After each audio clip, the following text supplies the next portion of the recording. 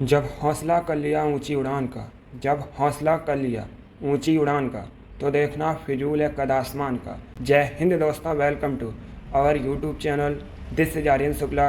दोस्तों, आज की क्लास में हम भारतीय संविधान से संबंधित इंपॉर्टेंट क्वेश्चन डिस्कस करेंगे। ये इंपॉर्टेंट टॉपिक है क्योंकि यहाँ से एग्जाम में हर बार 2 से 3 क्वेश्चन पूछे जाते हैं। क्लास को ध्यान से देखिएगा, ये सभी इंपॉर्टेंट क्वेश्चन होंगे, टॉप के क्वेश्चन होंगे। इस क्लास में कुछ ऐसे क्वेश्चन हैं जो पुलिस कांस्टेबल की परीक्षाओं में कई बार पूछे गए हैं। एंड क्लास के अंत में अपना स्कोर ज़रूर बताइए कि आपके कितने क्वेश्चन राइट निकले। सबसे पहले क्लास को लाइक करिए, अपने फ्रेंड ग्रुप सभी जगह शेयर कर दीजिएगा ताकि ज़्यादा से ज़्यादा लोग जुड़ सकें। और जो फ्रेंड इस चैनल पर नए हैं वो चैनल को सब्सक्राइब करेंगे, बेल आइकन को प्रेस कीजिए ताकि सभी नोटिफिकेशन आप तक पहुंच सकें। डेली आपकी क्लासेस होती हैं स्पेशल पुलिस कांस्टेबल 2023 के लिए, तो डेली सभी लोग सभी क्लासेस को ज्वाइन कीजिएगा। चलिए शुरू करते हैं आज की क्लास। क्वेश्चन नंबर फर्स्ट के लिए आंसर करिए। इंपॉर्टेंट क्वेश्चन है, आपको बताना है किस सदन को कभी भंग नहीं किया जा सकता है। ऑप्शन इस प्रकार हैं। Option number A Lok Sabha, option number B Rajya Sabha, या ऑप्शन नंबर सी दोनों, ऑप्शन नंबर डी है नन ऑफ दीज। आंसर करिए, बताइएगा किस सदन को कभी भंग नहीं किया जा सकता है। गुड, इसका right answer option number B होगा, Rajya Sabha. Yes, option number B correct answer है। राज्यसभा को दोस्तों कभी भंग नहीं किया जा सकता है, जबकि लोकसभा को भंग किया जा सकता है। तो आपका right answer option number B होगा। अब देखिए, अगर हम राज्यसभा की बात करें तो राज्यसभा को उच्च सदन के रूप में भी जाना जाता है। और एक क्वेश्चन एग्जाम में पूछा जाता है कि भारत में सबसे अधिक राज्यसभा सीट्स कहाँ पर हैं, तो ये दोस्तों उत्तर प्रदेश में है 31। अब लोकसभा की अगर हम बात करें, लोकसभा को भारत में निम्न सदन के रूप में जाना जाता है। और क्वेश्चन पूछा जाता है कि लोकसभा की सबसे अधिक सीट्स कहाँ पर हैं, तो ये उत्तर प्रदेश में है, 80 सीट्स हैं। इन क्वेश्चंस को याद रखिएगा क्योंकि यहाँ से एग्जाम में क्वेश्चन पूछे गए हैं। चलिए, क्वेश्चन नंबर फर्स्ट का ऑप्शन नंबर भी करेक्ट आंसर होगा, राज्यसभा को कभी भंग नहीं किया जा सकता है। आगे बढ़ते हैं, क्वेश्चन नंबर 2 के लिए आंसर करिए। क्वेश्चन है, भारत के उपराष्ट्रपति का कार्यकाल कितने वर्षों का होता है। बताइएगा, भारत के उपराष्ट्रपति का टेन्योर कितने वर्षों का होता है। बहुत अच्छे। वर्तमान में भारत के उपराष्ट्रपति जगदीप धनखड़ हैं। और दोस्तों, भारत के पहले उपराष्ट्रपति सर्वपल्ली राधाकृष्णन थे। बताइएगा, भारत के उपराष्ट्रपति का कार्यकाल कितने वर्षों का होता है। इसका right answer option number C होगा, 5 ईयर्स का। Yes, option number C correct answer है। भारत के उपराष्ट्रपति का कार्यकाल 5 वर्षों का होता है। एक क्वेश्चन और पूछ लेते हैं कि भारत के राष्ट्रपति का कार्यकाल कितने वर्षों का होता है। तो दोस्तों, भारत के राष्ट्रपति का कार्यकाल भी 5 वर्षों का होता है। ये दोनों क्वेश्चन इंपॉर्टेंट हैं, एग्जाम में पूछे जा सकते हैं। अगला क्वेश्चन देखते हैं। अब क्वेश्चन नंबर 3 के लिए आंसर करिएगा। क्वेश्चन है, शिक्षा के अधिकार को किस संशोधन के तहत संविधान में शामिल किया गया था। यह भी इंपॉर्टेंट क्वेश्चन है। अभी क्वेश्चन नंबर 3 के लिए आंसर करिए। क्वेश्चन है, शिक्षा के अधिकार को किस संशोधन के तहत संविधान में शामिल किया गया था। बहुत अच्छे। इसका right answer option number B होगा, 86। Yes, option number B correct answer है। दोस्तों, 86 संविधान संशोधन के तहत शिक्षा के अधिकार को भारतीय संविधान में शामिल किया गया था। अब आपसे पूछा जा सकता है कि ये जो 86 संविधान संशोधन है ये कब हुआ था। तो ये दोस्तों हुआ था 2002 में। याद रखिएगा, 2002 में हुआ था। इसी के तहत शिक्षा के अधिकार को भारतीय संविधान में शामिल किया गया था। चलिए, क्वेश्चन नंबर 3 का ऑप्शन नंबर भी करेक्ट आंसर होगा। आगे बढ़ते हैं। अब क्वेश्चन नंबर 4 के लिए आंसर करिए। यह भी इंपॉर्टेंट क्वेश्चन है। बताइएगा, भारतीय संविधान के अनुच्छेद 368 का संबंध किससे है। ऑप्शन इस प्रकार हैं। ऑप्शन नंबर ए आपातकालीन प्रावधान, ऑप्शन नंबर बी संशोधन की प्रक्रिया, ऑप्शन नंबर सी है प्राथमिक शिक्षा का अधिकार, या ऑप्शन नंबर डी सूचना का अधिकार, राइट टू इन्फॉर्मेशन। बताइएगा, संविधान का जो अनुच्छेद है 368, इसका संबंध किससे है। यह भी अच्छा क्वेश्चन है। बहुत अच्छे। Correct answer option number B होगा, संशोधन प्रक्रिया से। Yes, option number B correct answer है। दोस्तों, भारतीय संविधान में अनुच्छेद 368 संशोधन प्रक्रिया संबंधित है। इसलिए ऑप्शन नंबर भी करेक्ट आंसर होगा। एक क्वेश्चन एग्जाम में पूछा जाता है कि भारतीय संविधान में संशोधन प्रक्रिया किस देश के संविधान से ली गई है। तो आप लोग याद रखिएगा, साउथ अफ्रीका के संविधान से दोस्तों भारतीय संविधान में संशोधन की प्रक्रिया ली गई है। तो ऑप्शन नंबर भी आपका अभी राइट आंसर होगा। आगे बढ़ते हैं, क्वेश्चन नंबर 5 के लिए आंसर करिए। बताइएगा, निम्न संशोधनों में से किसे भारत का लघु संविधान भी कहते हैं। आपको बताना है निम्नलिखित अमेंडमेंट में से किसे मिनी कॉन्स्टिट्यूशन कहा जाता है भारत का। जल्दबाजी में आंसर मत दीजिए, पहले ध्यान से ऑप्शन पढ़िए, उसके बाद ही आंसर करिएगा। बहुत अच्छे, गुड। इसका राइट आंसर ऑप्शन नंबर भी होगा 42वां संविधान संशोधन। यस, ऑप्शन नंबर भी करेक्ट आंसर है दोस्तों। 42वां संविधान संशोधन ये 1976 में हुआ था और इसे भारत का लघु संविधान मिनी कॉन्स्टिट्यूशन कहा जाता है। तो ऑप्शन नंबर भी आपका राइट आंसर होगा। आगे बढ़ते हैं, क्वेश्चन नंबर 6 के लिए आंसर करिए। इंपॉर्टेंट क्वेश्चन है। बताइएगा, भारतीय संविधान के अनुसार कौन मौलिक अधिकार नहीं है। ये 4 आपको ऑप्शन दिए गए हैं। ऑप्शन नंबर स्वतंत्रता का अधिकार, ऑप्शन नंबर बी नौकरी का अधिकार, ऑप्शन नंबर सी धार्मिक स्वतंत्रता का अधिकार या option number D none of these. अब आपको बताना है इसमें से कौन भारतीय संविधान के अनुसार मौलिक अधिकार नहीं है। अच्छा क्वेश्चन है, यहाँ से फंडामेंटल राइट से कन्फर्म एग्जाम में क्वेश्चन पूछे ही जाते हैं। अभी आप लोग आंसर करिए क्वेश्चन नंबर 6 के लिए। बहुत अच्छे, इसका राइट आंसर ऑप्शन नंबर भी होगा नौकरी का अधिकार। यस, ऑप्शन नंबर भी करेक्ट आंसर है दोस्तों। नौकरी का अधिकार एक फंडामेंटल राइट नहीं है, तो ऑप्शन नंबर भी आपका राइट आंसर होगा। अब देखिएगा, एग्जाम में क्वेश्चन पूछा जाता है कि वर्तमान में मौलिक अधिकार कितने हैं। तो दोस्तों वर्तमान में 6 मौलिक अधिकार हैं। जब संविधान बना था उस समय 7 मौलिक अधिकार थे, लेकिन बाद में संपत्ति का अधिकार, इससे दोस्तों मौलिक अधिकार से हटाकर वैधिक अधिकार बना दिया गया। अभी कितने बचे हैं? 6 मौलिक अधिकार। अब आपसे एग्जाम में क्वेश्चन पूछा जा सकता है कि मौलिक अधिकार ये किस भाग में वर्णित है संविधान के। तो दोस्तों भाग 3 में मौलिक अधिकार का वर्णन किया गया है। अनुच्छेद 12 से 35 तक हैं, ये भी आप लोग याद रखिएगा। अनुच्छेद 12 से 35 तक इनका संविधान में वर्णन किया गया है। चलिए, क्वेश्चन नंबर 6 का ऑप्शन नंबर भी करेक्ट आंसर होगा। आगे बढ़ते हैं, अब क्वेश्चन नंबर 7 के लिए आंसर करिए। बताइएगा, नगर पालिका का कार्यकाल कितने वर्षों का होता है। आपको बताना है नगर पालिका का कार्यकाल कितने वर्षों का होता है। बहुत अच्छे, डेली आपकी क्लासेस होती हैं स्पेशल आपके एग्ज़ाम के लिए, तो आप लोग डेली सभी क्लासेस को ज्वाइन कीजिएगा। बहुत अच्छे, इसका right answer option number C होगा 5 ईयर का। Yes, option number C correct answer है। नगर पालिका का कार्यकाल 5 वर्षों का होता है। आगे बढ़ते हैं, क्वेश्चन नंबर 8 के लिए आंसर करिए। वर्तमान में दिल्ली के उपराज्यपाल कौन है। आपको बताना है वर्तमान में दिल्ली के उपराज्यपाल कौन है। करंट से संबंधित क्वेश्चन है। बहुत अच्छे, गुड। बताइएगा, वर्तमान में दिल्ली के लेफ्टिनेंट गवर्नर कौन है। ए मनोज सिन्हा, बी अनिल बैजल, सी किरण बेदी या डी नन ऑफ दीज। इसका right answer option number D होगा, इनमें से कोई नहीं, नन ऑफ दीज। क्योंकि दोस्तों विनय कुमार सक्सेना ये वर्तमान में दिल्ली के उपराज्यपाल हैं, तो ऑप्शन नंबर डी आपका राइट आंसर होगा। अब अगर हम ऑप्शंस के बारे में बात करें, मनोज सिन्हा वर्तमान में जम्मू और कश्मीर के उपराज्यपाल हैं।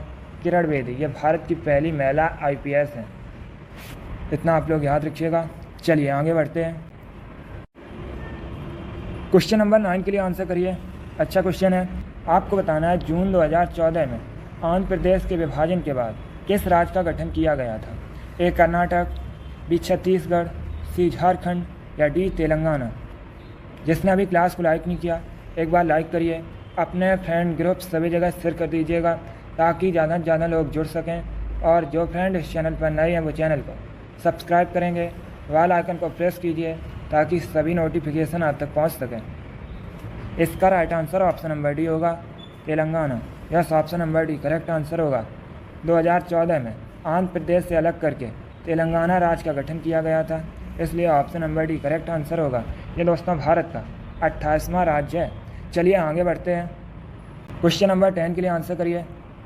आपको बताना है भारत के मुख्य चुनाव आयुक्त को कौन नियुक्त करता है। यह भी अच्छा क्वेश्चन है, बताइएगा भारत के मुख्य चुनाव आयुक्त की नियुक्ति कौन करता है। ए राष्ट्रपति, बी प्राइम मिनिस्टर, सी संसद या डी भारत का मुख्य न्यायाधीश। क्लास खत्म होने के बाद कमेंट बॉक्स में बताइएगा वर्तमान में भारत के मुख्य चुनाव आयुक्त कौन है। इसका आंसर आप लोग कमेंट बॉक्स में दीजिएगा क्लास खत्म होने के बाद। Good. Correct answer option number A होगा राष्ट्रपति। Yes, option number A correct answer है। भारत के मुख्य चुनाव आयुक्त की नियुक्ति राष्ट्रपति करता है। आगे बढ़ते हैं।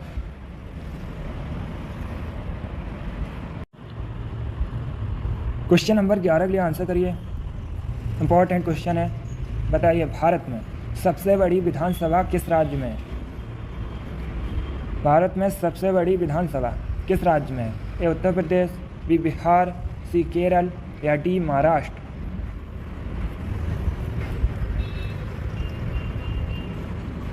इसका right answer option number A होगा Uttar Pradesh. Yes, option number A correct answer है। भारत में उत्तर प्रदेश की विधानसभा सबसे बड़ी है, क्योंकि दोस्तों यहाँ पर विधानसभा की 403 सीट्स हैं। ये भी आपसे पूछा जा सकता है कि उत्तर प्रदेश में विधानसभा की कितनी सीट्स हैं, तो याद रखिएगा 403। क्षेत्रफल की दृष्टि से उत्तर प्रदेश भारत में चौथे स्थान पर है।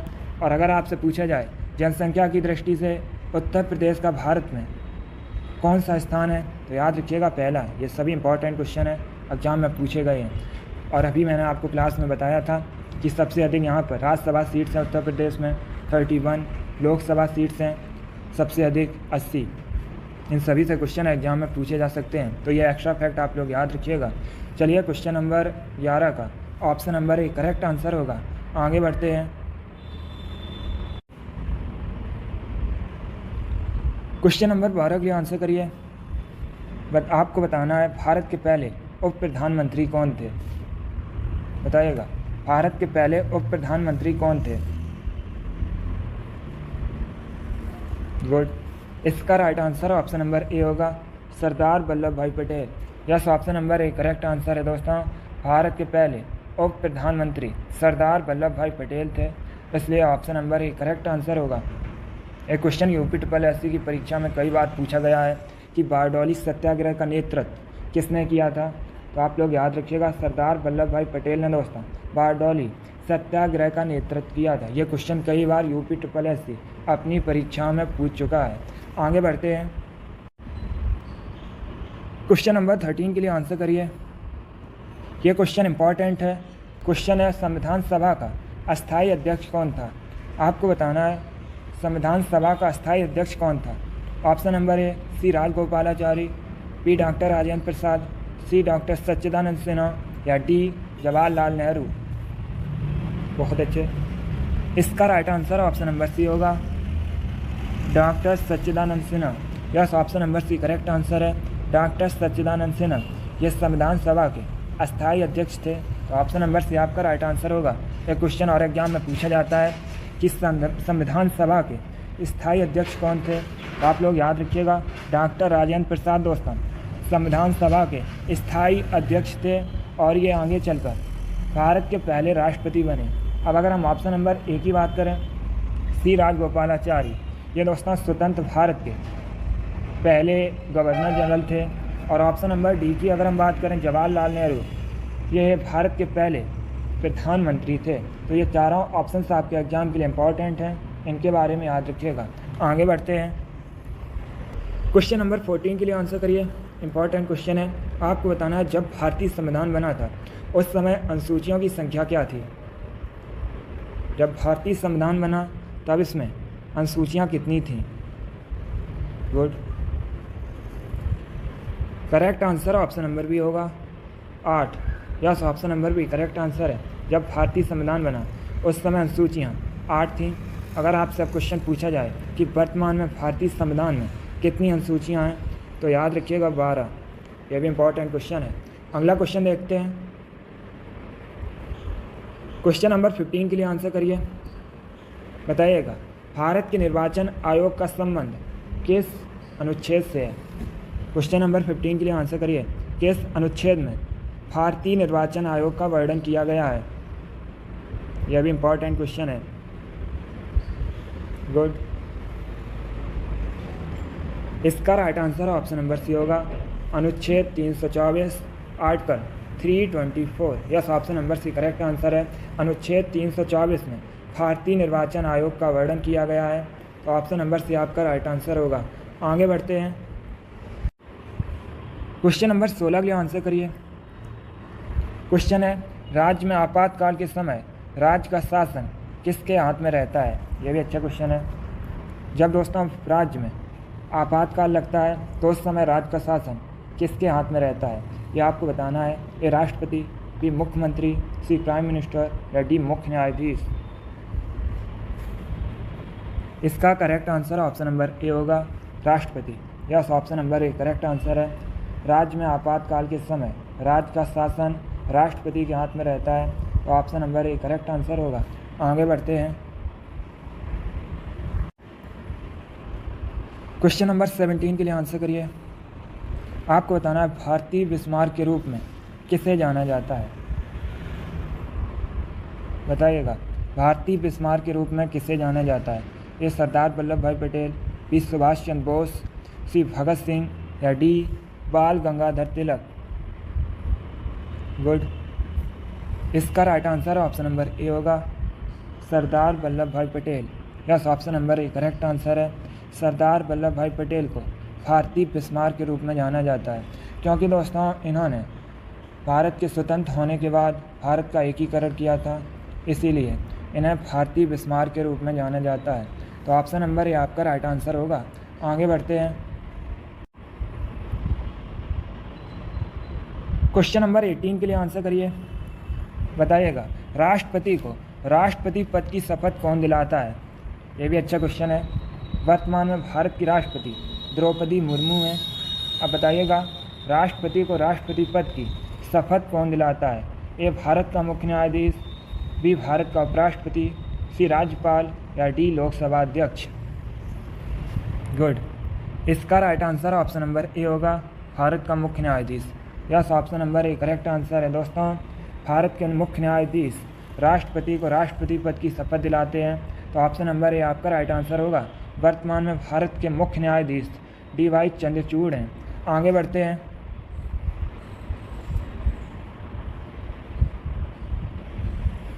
क्वेश्चन नंबर 19 के लिए आंसर करिए।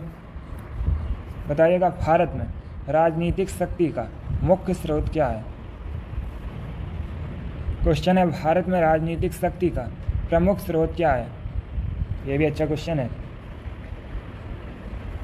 इसका right answer option number A होगा भारत की जनता।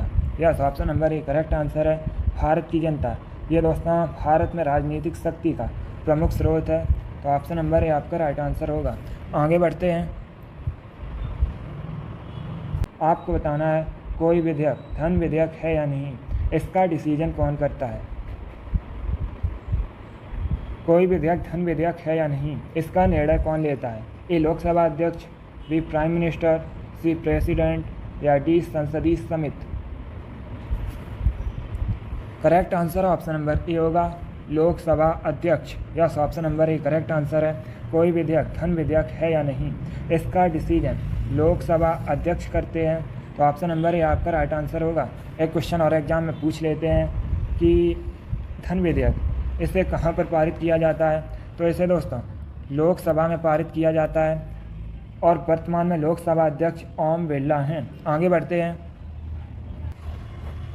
क्वेश्चन नंबर 21 के लिए आंसर करिए।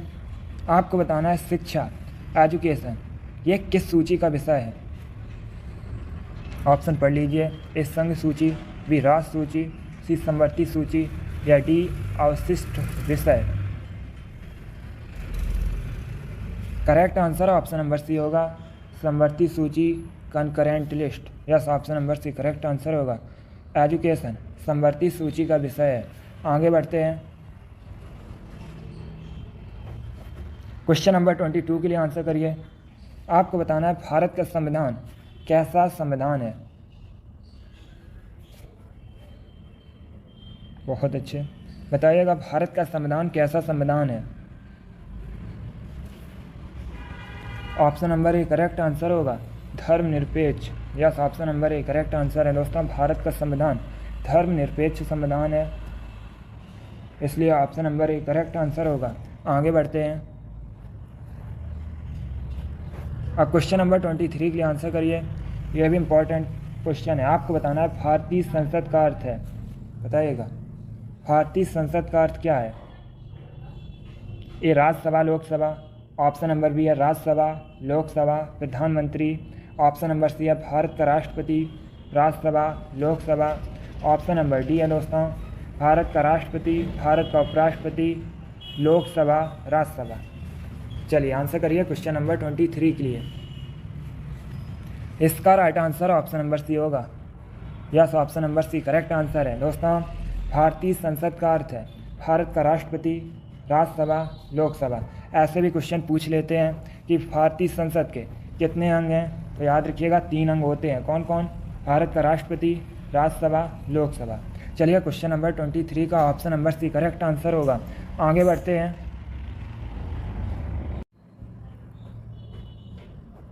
क्वेश्चन नंबर 24 के लिए आंसर करिए।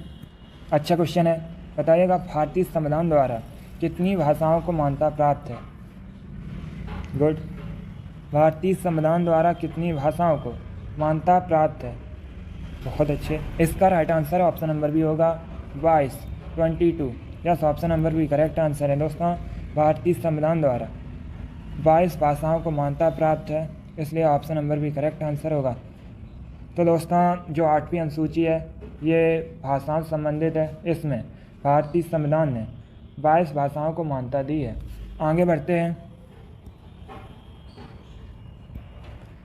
क्वेश्चन नंबर 25 के लिए आंसर करिए। आज का लास्ट क्वेश्चन है। आपको बताना है भारत के संविधान के किस अनुच्छेद में मौलिक कर्तव्यों का वर्णन है। बताइएगा भारतीय संविधान के अनुच्छेद में मौलिक कर्तव्यों का वर्णन है। इसका right answer option number B होगा अनुच्छेद 51A। Yes, option number A correct answer होगा। जिसने भी क्वेश्चन नंबर 25 का ऑप्शन नंबर ए दिया है उनका राइट आंसर है। वेरी गुड, बहुत अच्छे दोस्तों। चलिए दोस्तों आज की क्लास में हमने भारतीय संविधान से संबंधित 25 इंपॉर्टेंट क्वेश्चन डिस्कस किए। ये सभी टॉप के क्वेश्चन थे। आई होप ये सभी क्वेश्चन आपको समझ आए होंगे। सो क्लास को लाइक करिए, शेयर करिए। चैनल पर नए हैं तो चैनल को सब्सक्राइब कीजिए, बेल आइकन को प्रेस कीजिए ताकि सभी नोटिफिकेशन आप तक पहुंच सकें। डेली आपकी क्लासेस होती हैं स्पेशल आपके एग्ज़ाम के लिए, तो आप लोग डेली सभी क्लासेस को ज्वाइन कीजिएगा। इसी के साथ मैं आपको मिलूँगा अगली क्लास में। Thank you guys, thank you for watching. God bless you all.